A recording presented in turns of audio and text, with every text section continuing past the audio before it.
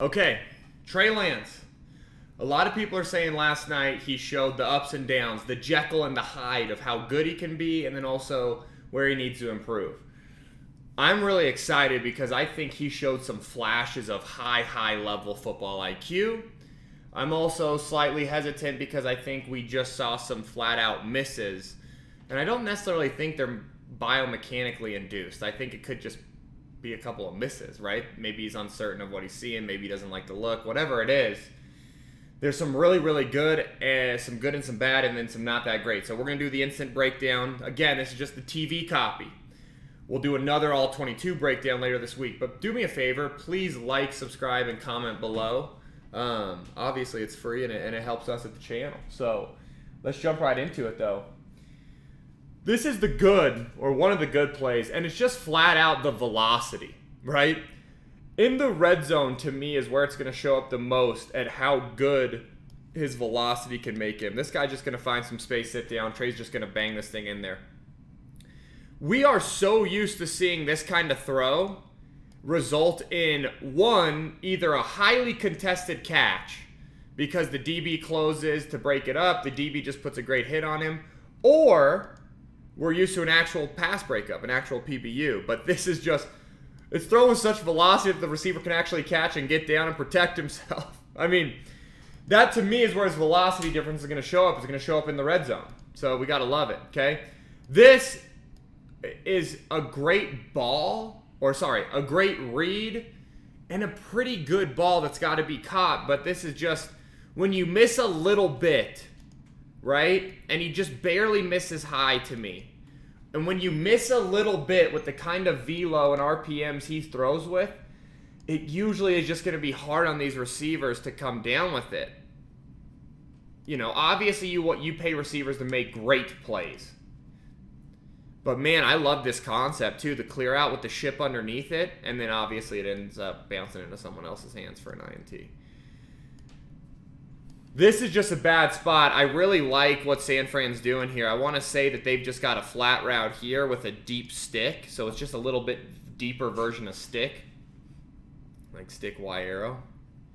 Or I guess it's really stick F arrow because it's going to be your F. But, man, I love the concept. He gets to the right spot. I agree with throwing the deep stick here. He just triple clutches it and then throws behind him. Those are the things that really are tough to watch. Obviously, the flat route was wide open. But again, we'll look at that on the all-22. This, to me, is my favorite play of the night for him. Okay, so the Chargers, they are clearly in cover one robber is what we would call it. You've got man here, man here, man here, man here. This Mike is firing. The back does a great job picking him up. This safety's inserting as the robber, and they've got another safety back here who's playing deep middle. Trey does a great job just knowing, hey, my man-to-man beater, especially if it's single high man, is this slot fade, okay? I really want to say, I'm excited to watch the coach's tape and know for sure. To me, it looks like he's putting his eyes right on that middle of the field safety to hold him, which I just love. That's great eye manipulation. Holding the safety, boom, gets outside, throws the easy money, wide open ball in the slot fade.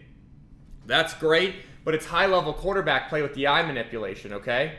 Now, again, we follow it up. We have great eye manipulation to hold the safety, and then we follow it up. What they've got is just Okie.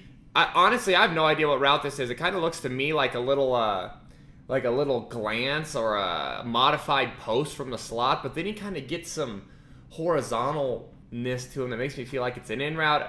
You know, anyways, whatever it is, we're getting here.